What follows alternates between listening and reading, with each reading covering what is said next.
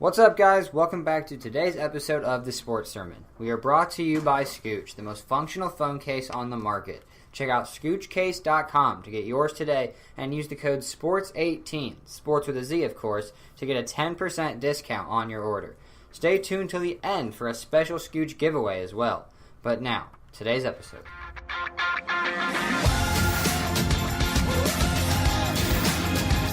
Hello and welcome inside the Sports Sermon. I am Dylan Staggy, and I'm here today with Jason Gotti and Dan Majors, and we are going to have another NFL team preview talking about the New York Football Giants. A year ago, they had a disaster of a season, finishing at 3-13 after going 10-6, or actually 11-5 the year before.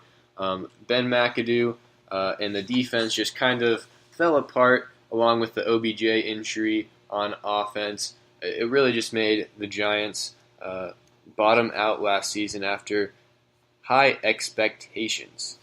But let's talk about this year. Actually, let's stay on last year for a second.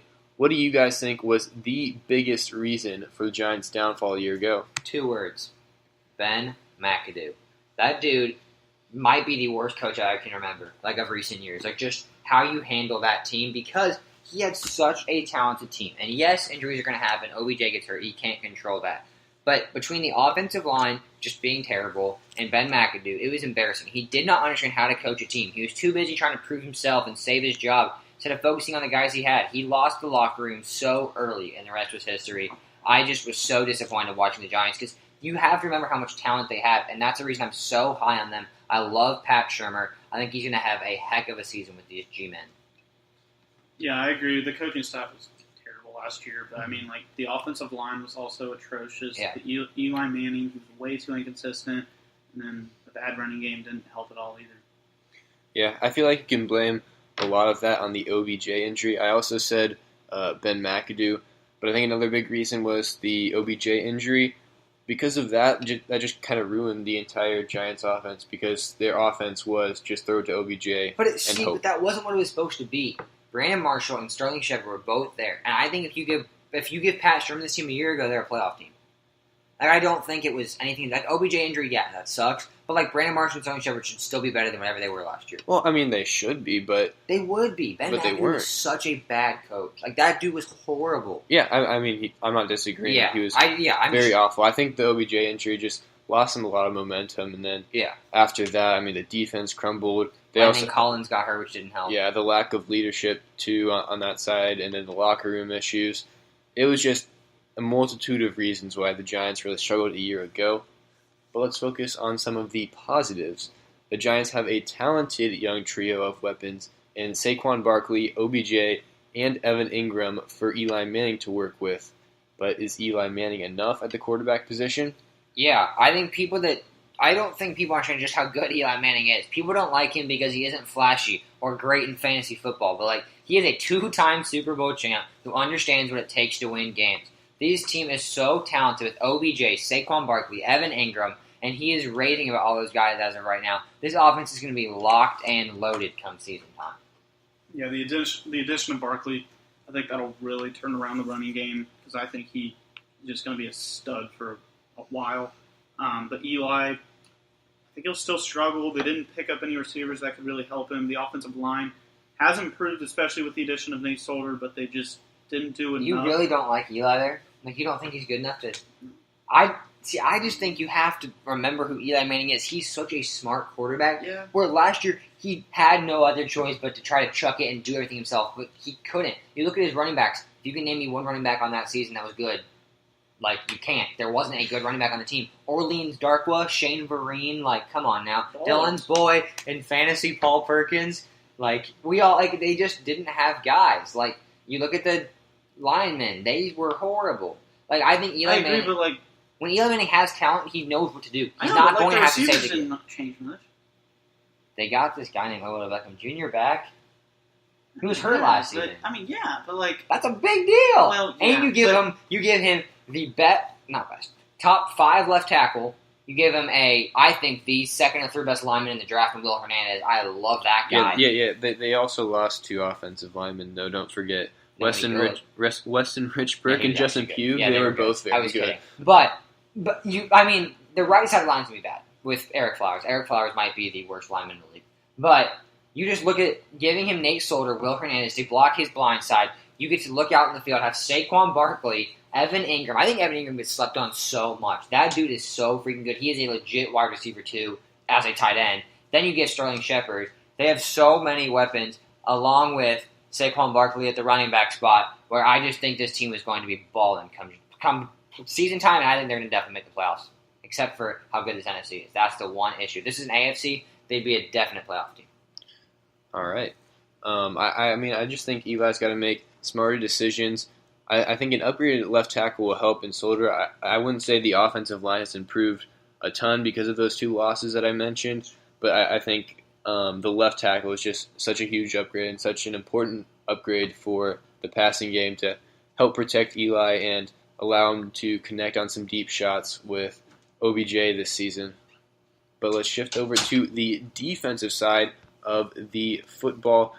Can the defense overcome the locker room issues from a year ago and get back to that 2016 form? Yes, definitely. I have no doubt because Ben McAdoo is gone. That dude ruined so many things. And the guy that's back is Landon Collins. He was hurt last season. He is the absolute glue of this team. They won't be top 10, but they will be a good, above-average defense. And I think they are really, like I said, they're ready to go. They got rid of Jason Pierre-Paul, which I don't think hurts them. They got rid of Dominic Rodgers-Cromartie, which does not hurt them. Janoris Jenkins is looking good. This defense is balling. Alec Ogletree and Kareem Martin, I thought they were nice signings, but, I don't think they're enough to get this team back to elite form. There's no way it can be as bad as last year, but I wouldn't call them elite by any means. I just called them above average. In 2016, though, they were the second best defense in the league. I don't think there's any way that they get back to that. I think last year proved that was a little bit of a fluke. These guys are older now. They have a new scheme, and then Jason Pierre-Paul and Dominique Rodgers-Cromartie are gone. I think I'm not going to disagree with you, Jason, that those moves didn't really hurt them, but those 2 were big pieces on that 2016 team. Yeah, they were, but I think Eli Apple is a guy that's just mentally not stable. So you get him a mentally stable coach. You bring in you have guys like Olivier Vernon, you have a Damon Harrison, along with a guy like Landon Collins. He is so underrated. I think he is top 3 best safety in this league. Janoris Jenkins, Eli Apple, and Landon Collins, such a good secondary. And Dylan, we forget about the guy that just got signed last week, Connor Barwin. Him, Olivier Vernon, Alec Ogletree, Damon Harrison, all these guys. This defense has a lot more talent than people want to give credit to. They're not going to be second, though. So I guess to answer your question, will they get back to the second best defense? No, but they're going to be above average. I think about the average kind of range. I think they'll be better than last year. 10 to 20, definitely not last year. The offense also didn't do them any favors last year, putting them in some tough spots, and we mentioned all those issues earlier. But let's get into it. I want to hear you guys' record prediction, where the Giants finish in the division, and whether they will make the playoffs this season. So, 10-6, they play a schedule that is 8th toughest in the league. The schedule does not have a multi-game homestand all season. They do not play back-to-back games at home all season long. That's brutal. I still think they get to 10-6. They're second in the division, and I think they do make the playoffs as a wild card. I'm at 7-9, and like you just said, their schedule is brutal.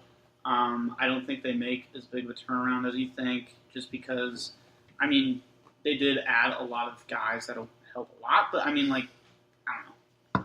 I just don't see. Would you have them 10-6? Yep. That's a crazy turnaround. Yeah.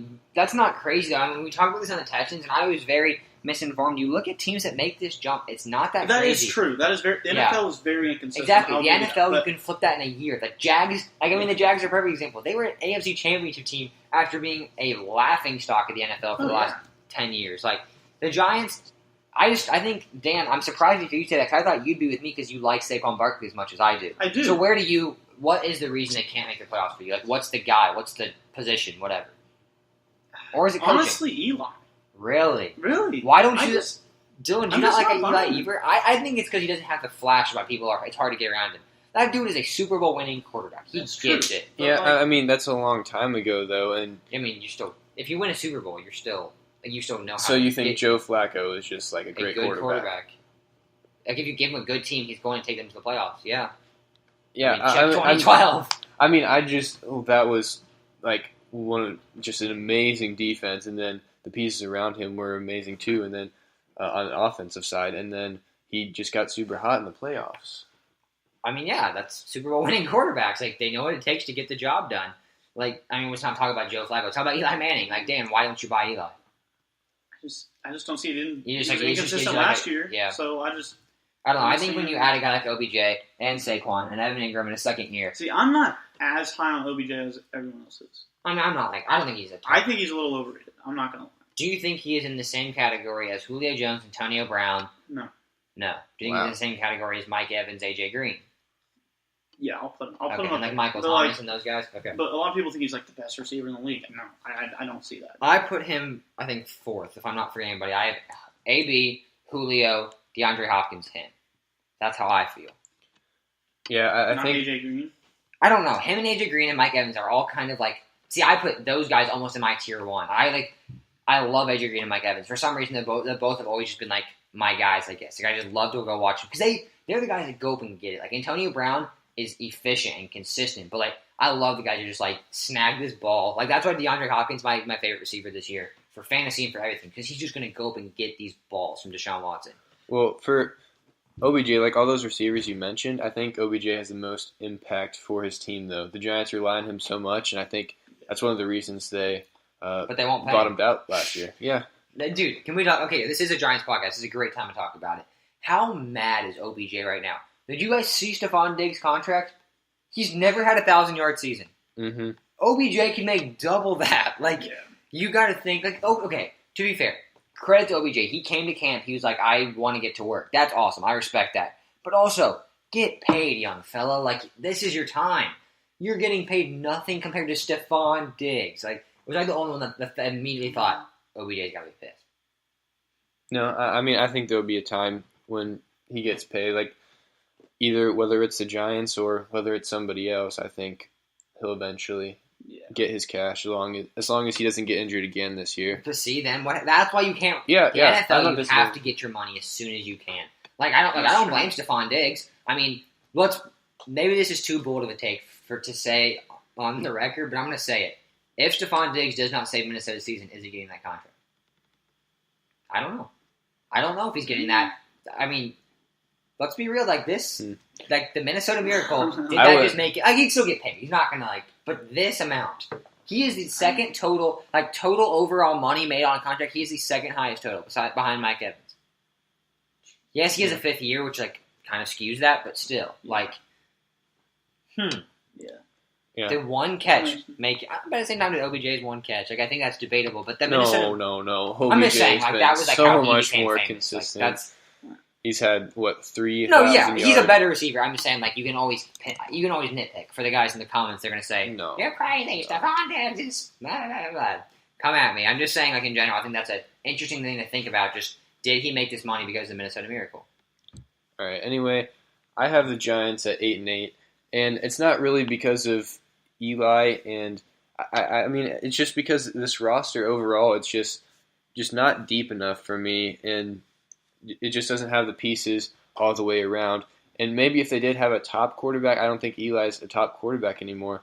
But if they did have a top quarterback, maybe I'd think a little bit differently. But I wouldn't put them at this because solely of Eli. Do you put Eli as an above average quarterback? Is he a top 16 quarterback?